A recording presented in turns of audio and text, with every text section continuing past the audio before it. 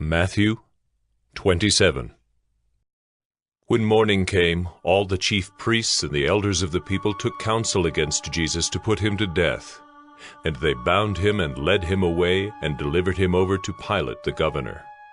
Then when Judas, his betrayer, saw that Jesus was condemned, he changed his mind and brought back the 30 pieces of silver to the chief priests and the elders, saying, "I have sinned by betraying innocent blood." They said, "What is that to us? See to it yourself." And throwing down the pieces of silver into the temple, he departed, and he went and hanged himself.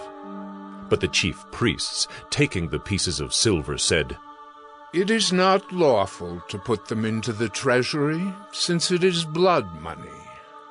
So they took counsel and bought with them the potter's field as a burial place for strangers. Therefore that field has been called the field of blood to this day.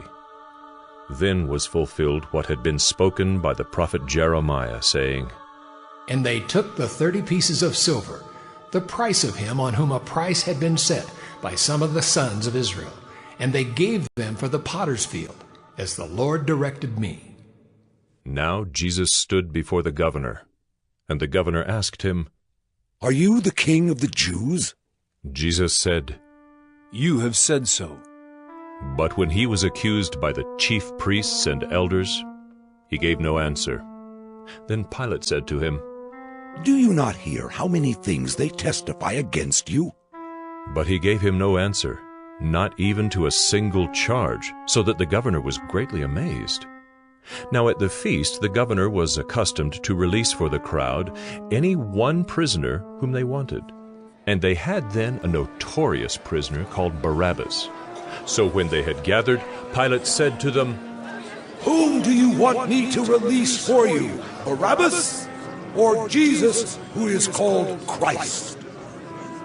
For he knew that it was out of envy that they had delivered him up. Besides, while he was sitting on the judgment seat, his wife sent word to him, "Have nothing to do with that righteous man, for I have suffered much because of him today in a dream." Now the chief priests and the elders persuaded the crowd to ask for Barabbas and destroy Jesus. The governor again said to them, "Which of the two do you want me to release for you?" And they said, "Barabbas!" Pilate said to them, "Then what shall I do with Jesus, who is called Christ?" They all said, "Let him be crucified!" And he said, "Why? What evil has he done?" But they shouted all the more, "Let him be crucified!" So when Pilate saw that he was gaining nothing, but rather that a riot was beginning, he took water and washed his hands before the crowd, saying, "I am innocent of this man's blood. See to it yourselves." And all the people answered, "His blood be on us and on our children!" Then he released for them Barabbas, and having scourged Jesus, delivered him to be crucified. Then the soldiers of the governor took Jesus into the governor's headquarters, and they gathered the whole battalion before him. And they stripped him, and put a scarlet robe on him, and twisting together a crown of thorns, they put it on his head, and put a reed in his right hand. And kneeling before him, they mocked him, saying, "Hail, King of the Jews!" And they spit on him, and took the reed, and struck him on the head. And when they had mocked him, they stripped him of the robe, and put his own clothes on him, and led him away to crucify him. As they went out, they found a man of Cyrene, Simon by name. They compelled this man to carry his cross. And when they came to a place called Golgotha, which means place of a skull, they offered him wine to drink, mixed with gall.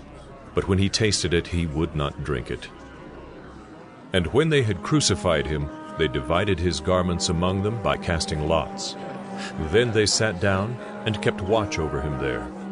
And over his head they put the charge against him, which read, "This is Jesus, the King of the Jews." Then 2 robbers were crucified with him, one on the right and one on the left. And those who passed by derided him, wagging their heads and saying, "You who would destroy the temple and rebuild it in 3 days, save yourself. If you are the Son of God, come down from the cross."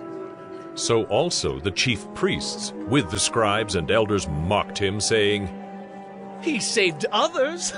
He cannot save himself. He is the King of Israel. Let him come down now from the cross, and we will believe in him.